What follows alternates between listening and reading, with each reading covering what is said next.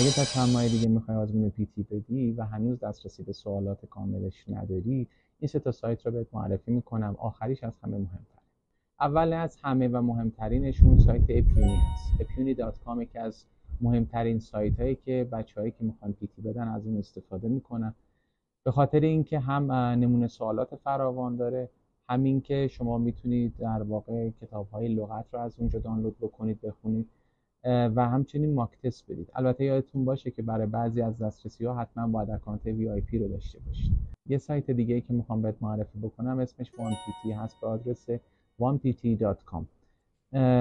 این سایتی که از سایت‌های معتبر و خوب هست. در واقع اون چیزی که در اپیونی رو شما دارید به اینجا هم دسترسی دارید، میتونید قسمت پردیکشن رو هم به این قسمت دسترسی داشته باشید. یعنی نمونه سوالاتی که پیش بینی میکنه احتمالاً در آزمون‌های بعدی بیاد و پرتکرار بوده رو هم به شما نمایش میده.